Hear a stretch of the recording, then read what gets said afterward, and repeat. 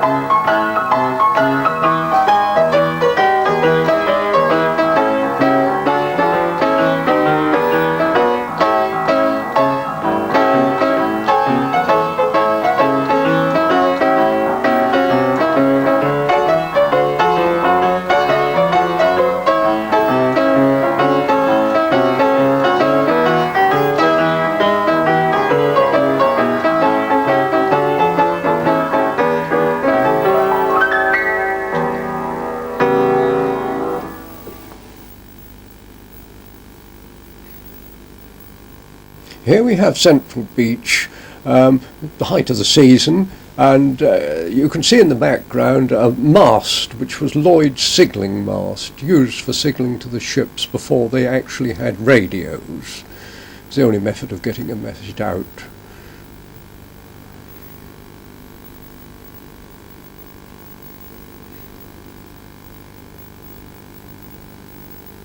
Coming up on the right of the picture you can see the old revolving tower. It was erected during the 1800s and had a carriage that went to the top of the tower and revolved.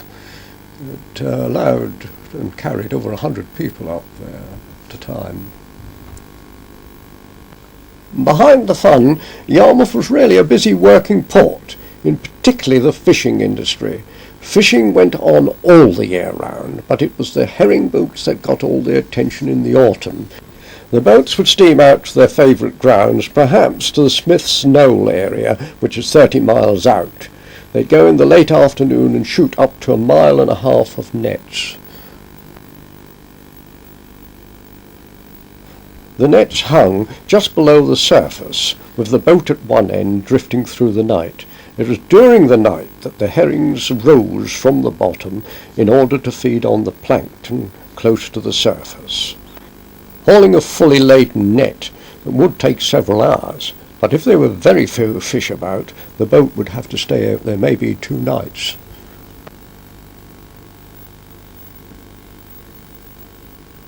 The average catch of a drifter was about 80 to 90 crans.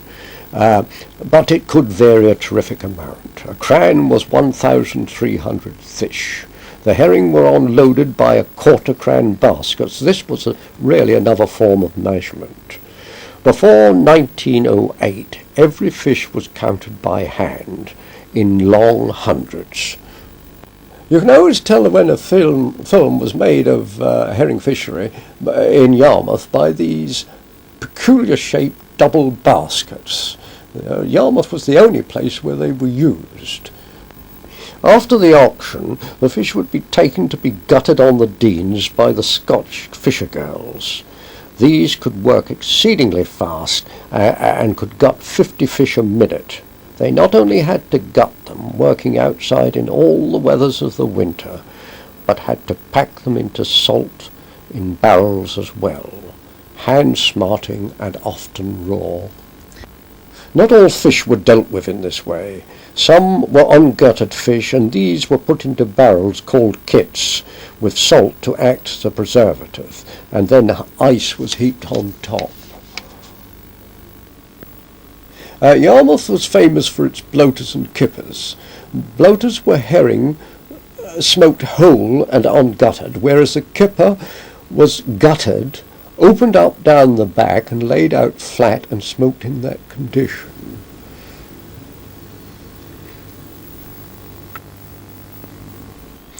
You can see here some of the herrings have been packed in cellophane. It was an effort to bring them up market and stimulate trade, which was in decline at that time. When they were prepared, they were transported down to the stations by lorries, horse and cart, and then distributed all over Britain. About 80% of the catch went abroad, with large quantities going to Russia. Big steamers, known locally as Klondikers, tied up to the quay to load the barrels of herring. On the 21st of October 1930, the Prince of Wales, who was for a short time King Edward VIII, came to look at the herring industry, and it seems everyone in Yarmouth came to look at him.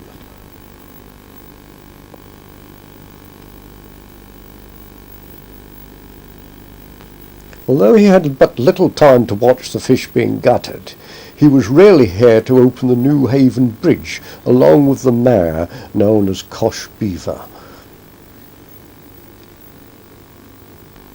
Behind the bridge you can see the temporary bridge that had been put up in February 1928. In 1933, a publicity film for the town was made featuring Kathleen Dorr, a star of the time. What I like about Yarmouth is that there's so much to do. 5.5 mile promenade, 3 piers, a wonderful tower, and all the sports you want. I'm glad we brought our tennis rackets, and while we're here, I'm going to teach you to play bowls.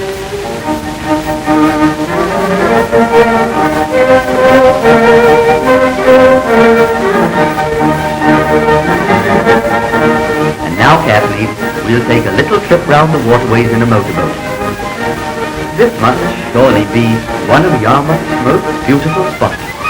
A little river meandering among lovely gardens and grassy hillocks. I wonder why all these flowers grow so well here. I suppose it's because of the amount of sunshine they get. You know the East Coast is the drier side of Britain, Kathleen.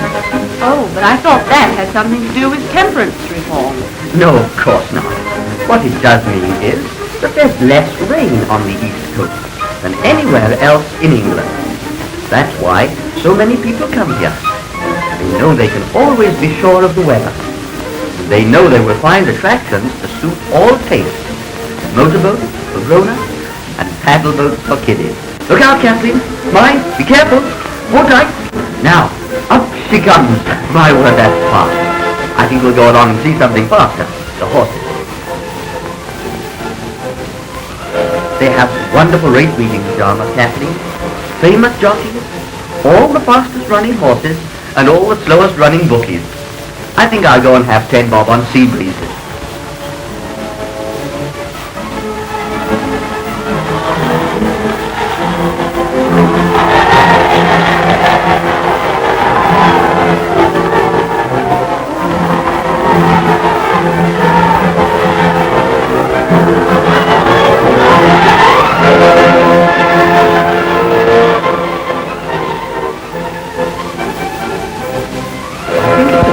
time we had a look at Galston.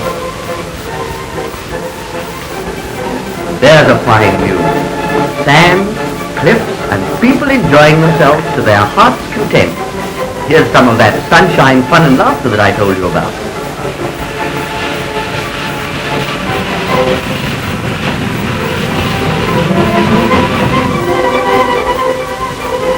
That's real golden sand, and plenty of it too. And what a splendid thing it is that the tide never takes away the beach from the children. The tide is a good friend of Galston because it runs parallel with the beach and so makes bathing absolutely safe.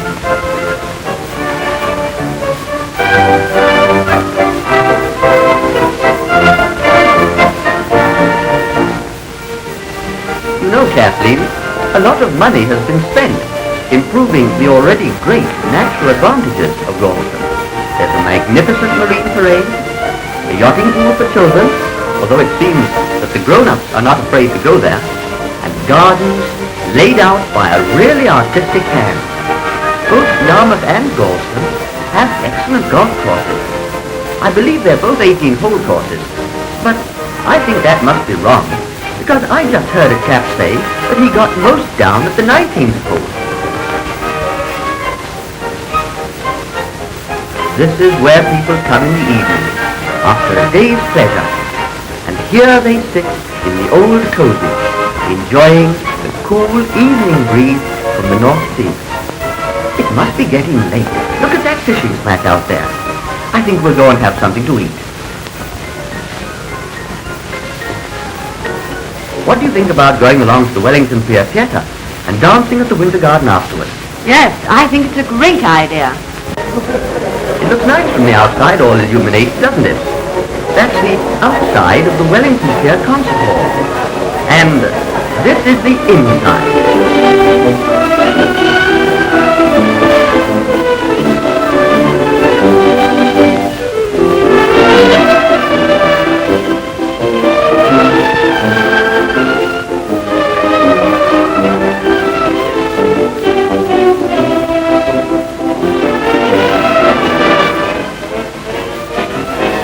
Kathleen, I think this dance hall at the Wellington Pier Winter Garden is just about the best I've ever been in.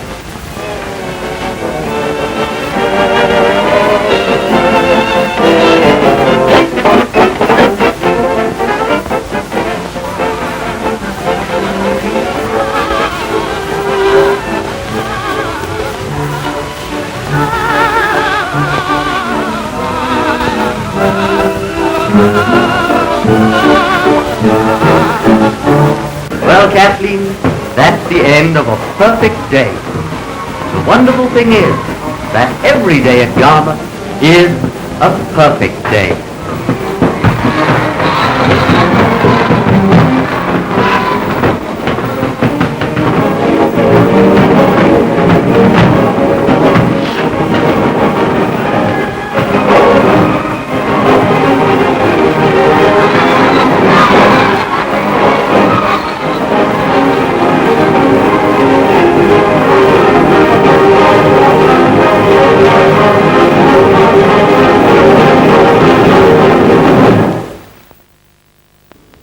After the war, Yarmouth soon got going again as a holiday resort with holiday makers travelling once again from all over the country. This is a home movie of a family going on holiday to Yarmouth in the early 1950s. We'll soon be there as we pass the rivers of the Broads and the large expanse of Breydon Water. You can imagine the build-up of excitement. Everyone came by train in those days. We had 3 stations in the town: Beach, Southtown and Vauxhall. Only Vauxhall remains. The scenes in this film are very evocative of the time, of the beach, the entertainment which was more simple than today, the outings by pleasure steamer to the Broads, and of course the everyday scenes of the streets, people and the market.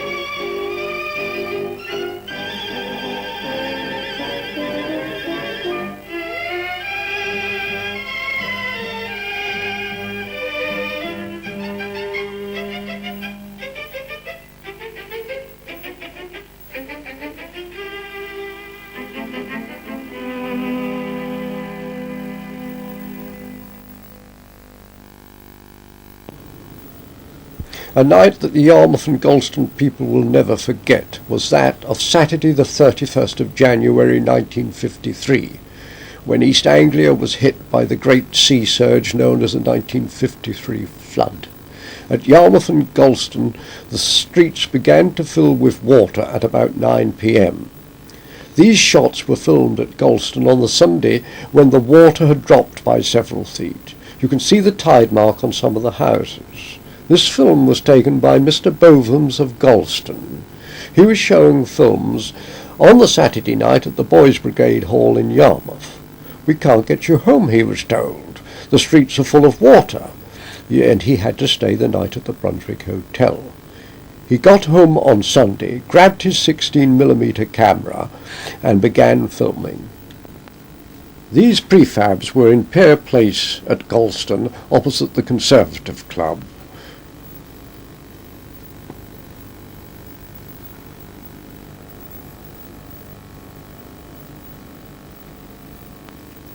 A few days later, after the water had gone, there was debris everywhere which had to be cleared away, even a barge on the quay.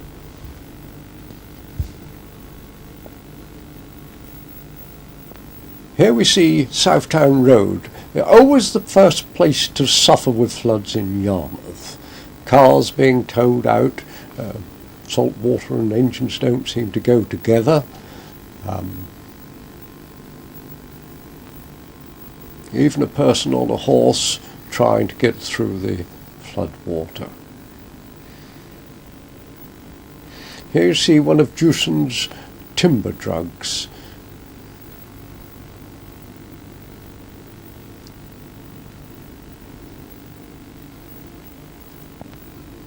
One of the problems was drying out the houses. Coal was sent from Lancashire and rationed per household for fires to help with the drying.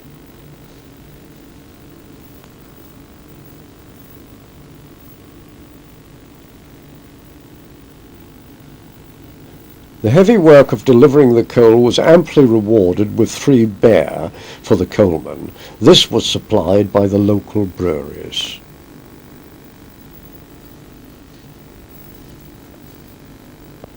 The flood did a lot of damage around Yarmouth. The north wall of Braden was breached and hundreds of acres of low-lying marshes were flooded.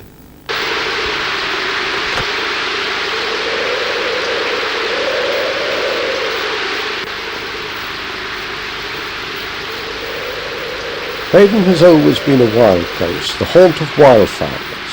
Hunt gunning was practised here, the quarry being wild duck and geese.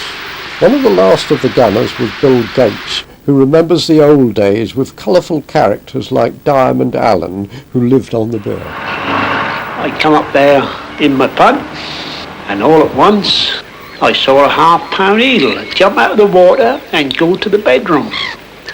And when I found out, one of the old punt gunners, Diamond Allen, was a-fishing out of his bed. He was fishing out of the bed and taking the eels off his line in his bedroom up the top. As well, his house used to stand right on the corner of what they called Betsy's Buildings, which just below is the North River. Well, I said to Diamond, that's the latest. That's the one you don't catch him anywhere else like that. Bill Gates lived for punt gunning. There was one day when the winds were southerly and the Braden was lined with geese to the northeast side. But we couldn't get nowhere near him because the sound would carry too quick to him. So what we done, Jack was the man what used to do the shooting. We went right to the southeast, to the thickest part of the bunch, laid broadside and blew straight across to him, and when we got within range, I used to do the poling. I pushed the pole rod into the mud and let ours swing. As the boat came round, I said to Jack, right, and he let him have it, and by that shot, he got 11 geese. We never used to eat them ourselves, but we used to send them to Pettit because Pettit would buy the bulk. of birds from us, which we used to send in regular. The biggest demand we had and the most easiest birds we get were the big old black-backed gulls, which they used to make £0.5 a piece. The kitties used to make 18 pence. Plover used to make 9pence. There was certain swan you could shoot, which I did, which I used to give 30 bob a piece for. Widgeon, golden eye and everything else used to go to pettants. Whatever we used to get with the gun used to go that way if they were on the list which you're allowed to shoot. Hunt gunning on Breydon ended in 1968 when the local by-law banned these huge guns. George Rose became the last Breydoner to fire a punt gun there. He shot 9 white-fronted geese on the Borough Flats. The whole area is now a nature reserve and only shooting by permit is allowed. It is quite a contrast from the old days when the old Breydoners made a living from fishing and shooting.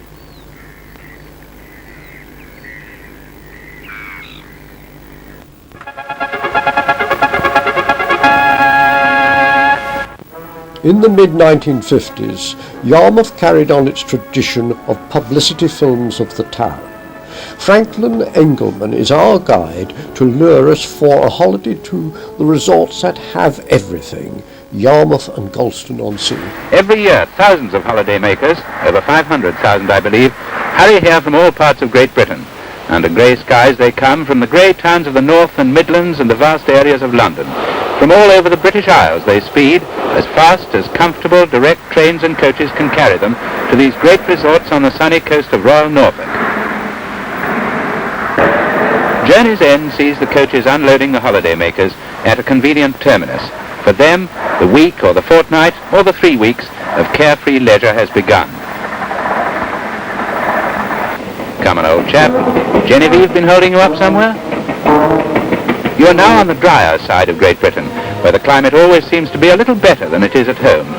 On the sands of Great Yarmouth you soon forget the old hometown worker days, making meals and clearing meals away. The tide rises only a few feet and the sands are available all day. These are happy days, and at long last father finds time to be with his children. The town has a compact business area and is the main shopping centre for a large part of Norfolk. Much of the old town has been rebuilt in recent years, but the residential districts stretch for miles along the seafront promenades.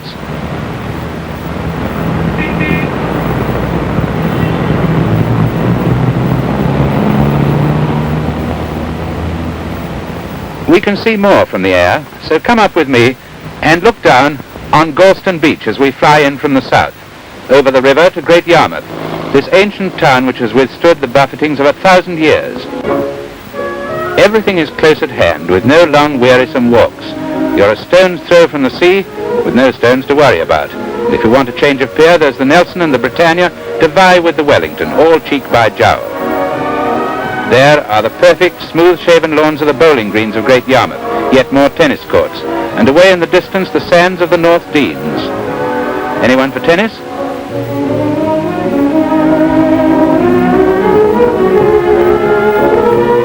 Anyone for a trip round the waterways, with their shallow depths, safe for the wariest and most timid of seafarers?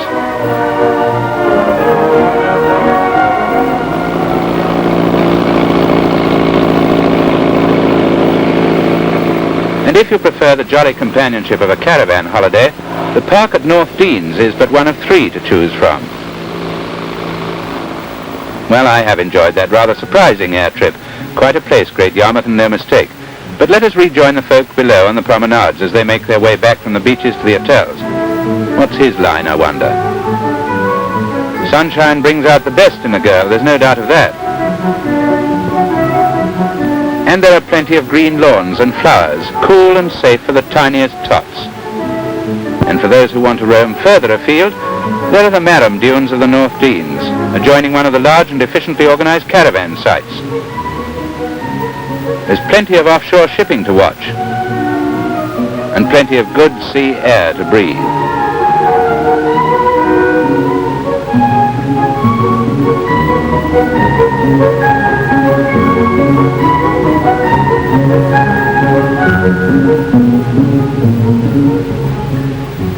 Not exactly a Tyson or a Bailey, this young lady, but her crafty lob finds the middle stump unerringly. Variety is the spice of life.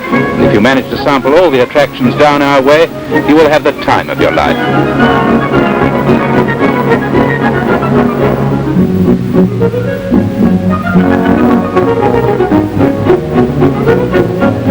Or would you rather be a fish?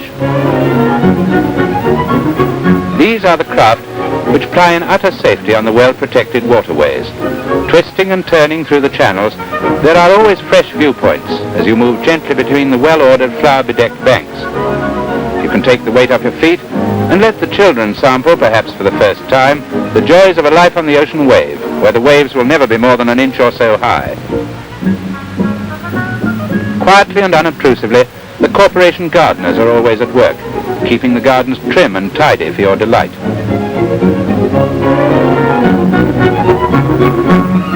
But every ship must come to port, and the young cowboy hasn't got his sea legs yet. If you sit quietly in a sunny corner, you can be amused all afternoon just watching others enjoy themselves.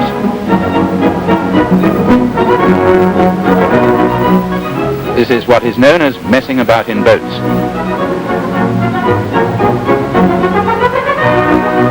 I bet the supporters of Leicester City would like to see you now.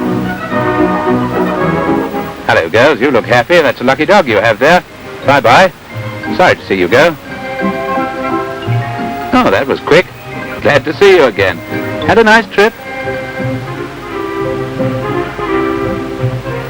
There's a jolly amusement park called Joyland, where things are in miniature, and quaint snails zip down tiny slopes as they twist and turn, to the great delight of the youngsters and their parents, who are so happy to be able to give so much pleasure to their children for an odd sixpence or two. Frogs and snails, that's what little boys are made of.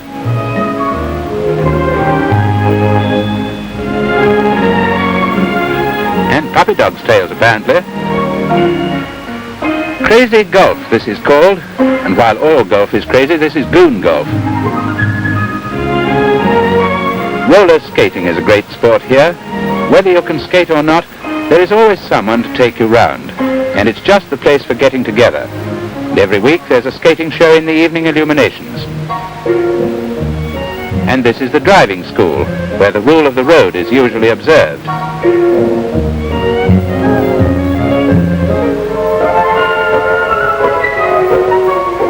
Usually, but not always. And the lady driver pedals by in disdain. Oh, those men. Well, the children are well provided for. What's to do for us older folk? Well, there's plenty. There's music and dancing at the Winter Garden on the left, and at the pavilion on the right there are super summer shows and reviews. And this is only one of the many shows in the town. Daring men and graceful girls to charm our eyes. What a charming picture they make as they paddle rhythmically around the floating bouquet, making it all look so effortless and easy. But it calls for discipline and team spirit, and a considerable amount of know-how.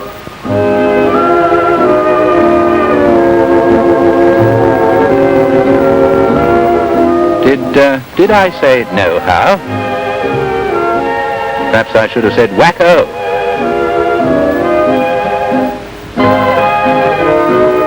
When I am comfortable and full of human kindness, nothing pleases me more than to see someone else exerting himself with great vigor.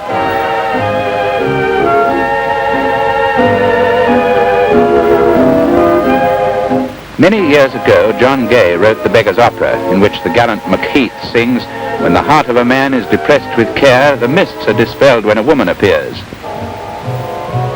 The rascal also sang, "How happy could I be with either, were t'other dear charmer away." But then, that is one of the natural hazards of a seaside holiday. And here is dear Gladys Morgan, bless her, honouring the occasion and warming our hearts with her infectious gaiety and jolly laugh. But there comes a time, sooner or later, to every man, when he ceases to be a centre forward, or a wing three-quarter, or a singles player, and then is when the woods start calling. That's what I call bowling the jack. Here are greens to delight the heart of every bowler, where eye and hand and low cunning combine with perfect turf to lay your opponent low. You can watch as you wait your turn, or just watch.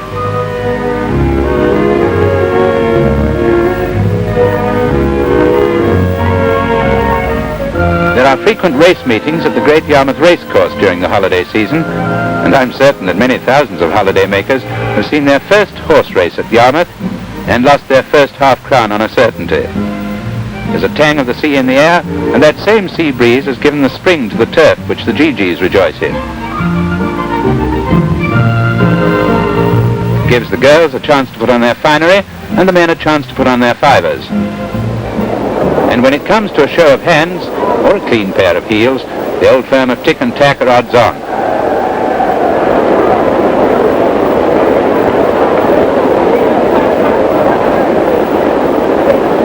Coming into the straight, North Star is just ahead of Piccaninny, with Charlie Chan not far behind, and Potentate a bad fourth. The jockeys have got their whips out, and it looks like a close thing, with Piccaninny challenging strongly. North Star can't hold him. As they come up to the finishing post, it's Piccaninny, North Star, Charlie Chan and Potentate nowhere. And after the excitement, all that remains is to collect your winnings and back the winner of the 4:30. Well, let us take a breather on the beach. One always comes back to the beach, and talking of Piccaninny reminds me that there's a Piccaninny somewhere around here watching Punch and Judy. Where is she? Isn't she cute? Aren't they all cute?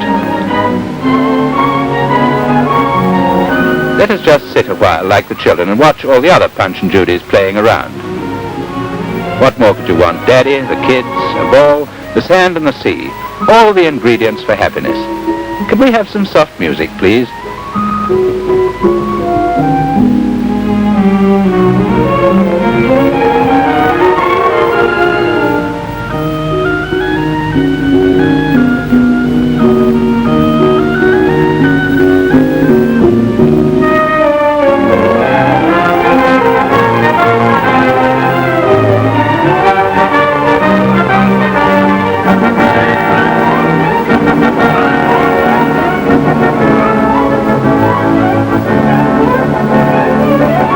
Well, I'm still here. I've been enjoying a lazy 40 winks. This little crowd have just returned from a trip to the Scroby sandbank. A seal island, if you like, a mile or two offshore. Come with me to the airfield and we'll take an air trip to see the seals ourselves. The planes look rather small, but they're quite safe.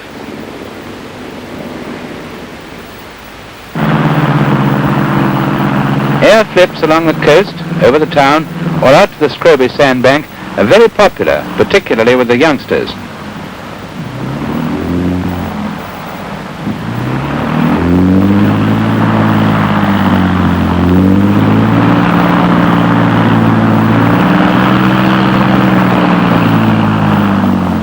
You can take it that we're on that plane, and incidentally we have a woman pilot.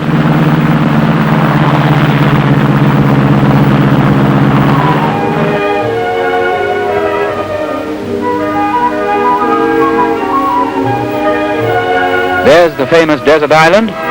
Not a tree, not a shrub, not even a refreshment kiosk. I see we have company. I hope he knows we're around too. And there are the seals.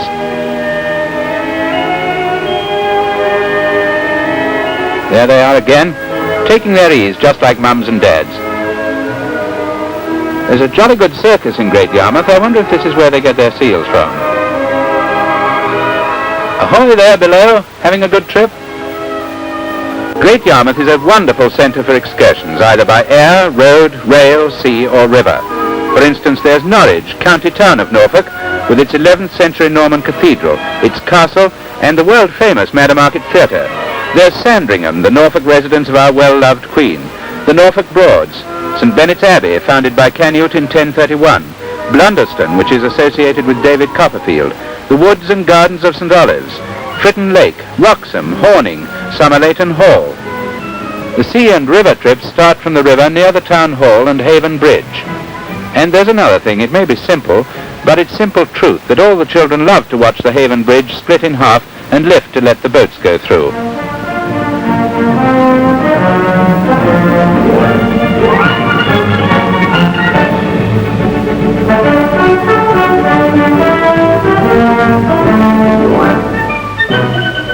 which cover all the waterways of lovely Norfolk on peaceful, time-eclipsing journeys which smooth away worry and care. Let your troubles slide away on the calm water. The Broadland rivers flow into the sea at Great Yarmouth, and there are many delightful excursions on the River Yare to Reedham, on the Waveney, and on the River Bure to Horning and Wroxham. The Broads are unique, and a cloud of sail such as this is something one doesn't forget quickly. The harbour waterfront is most fascinating and so accessible. There are always freighters from Holland, Germany, Scandinavia or the Baltic countries moored at the quays, and coastal shipping passes upriver to Norwich. And there are good fish to be caught. In fact, you can have the choice of sea, harbour or river in which to cast your line.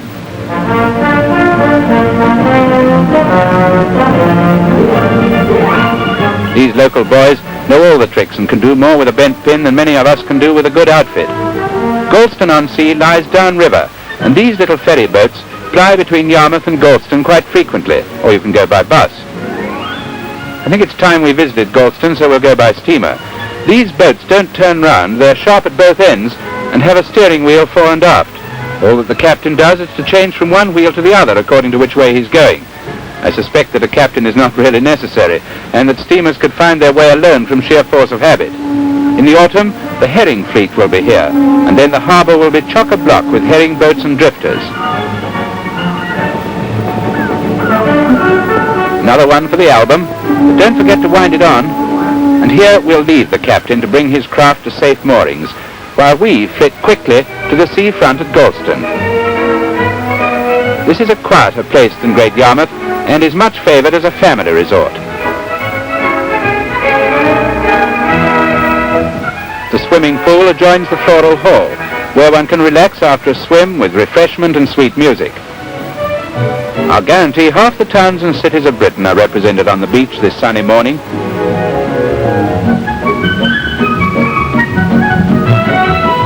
Bathing is as safe as in the family bathroom, and there's much more room. In spite of the huge crowd, this is Children's Corner, and they're here all day long, except at meal times. But there are some who think that even meals are time wasted when sands and sea call.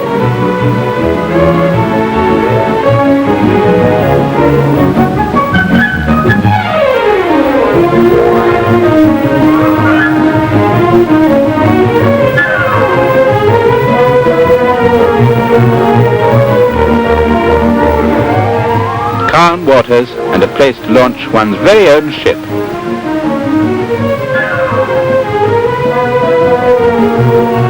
But on regatta days, more serious sailing is in progress. The Norfolk coast and rivers are very popular for sailing, and small boats are towed on car trailers to the scores of regattas held in the area almost throughout the whole year.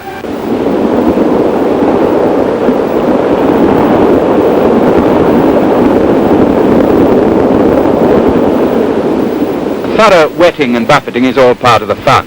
It's fun to watch, anyway.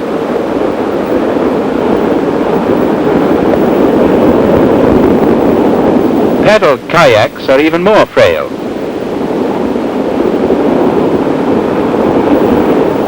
But once over the surf, all is well. A bit wet, but safe and sound, and no harm to the boat. Galston is fortunate in having two promenades, the lower one barred to traffic, and one along the cliffs where cars may be parked. In these splendid surroundings you can enjoy the bowling greens, putting greens, tennis courts and gardens, whilst the children are safely playing on the promenade and sands below.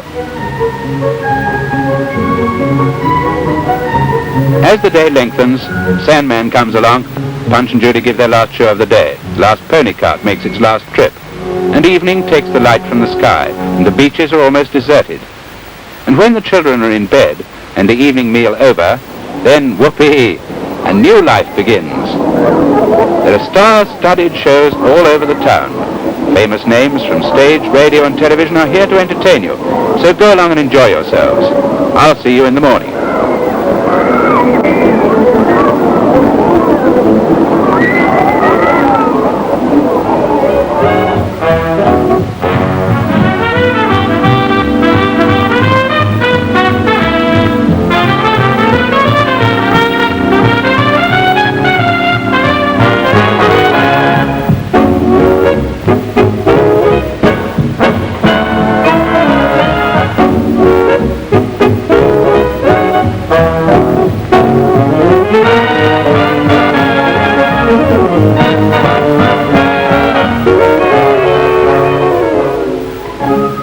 Good morning.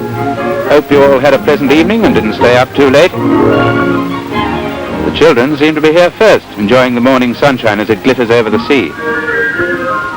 There she is, back again in her beloved paddling pool. And Tommy is his own happy self again after a good night's sleep.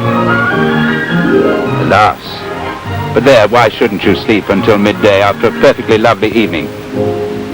And this is where I must leave you, to enjoy your holiday down our way for as long as you may. I hope you'll agree with me. Great Yarmouth and Galston are the resorts that have everything. Definitely. Goodbye.